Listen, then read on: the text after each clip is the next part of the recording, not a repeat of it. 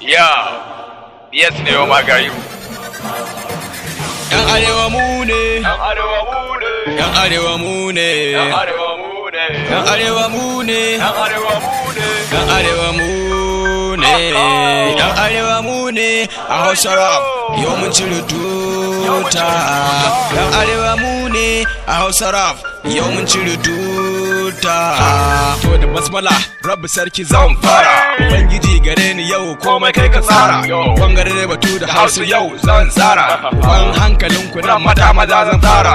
Kai mai girga goma dole ne ka sanyo tara, kwanan ruwa sai kifi mutum ya zai mura.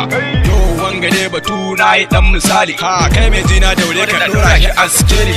Wanda za ya gini to ya gini da dalili, amma hauka ne malam ka gini ba dalili.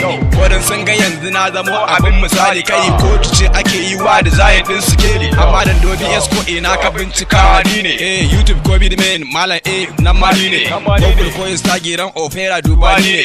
Idan ka zo Najeriya kasar mu ni kadai ne, barantana ka zo Jigawa malam nan ma ni ne, ko cikin garin mu ka zo malam ni kadai ne.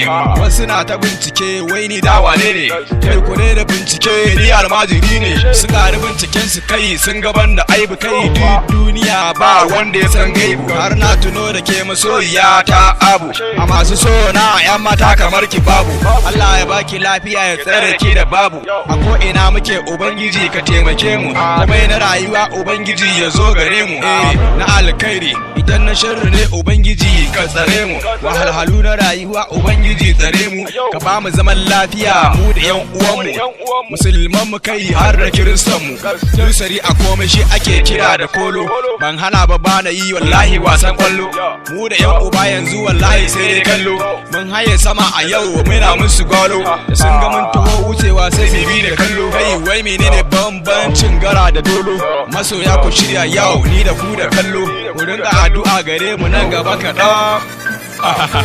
Za ku sha kallo, ya za ku sha kallo.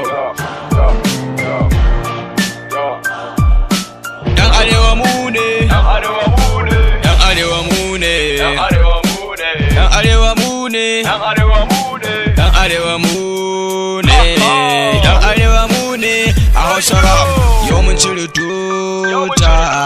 Yan arewa mu ne a Hausa rap yau mun cire tuta.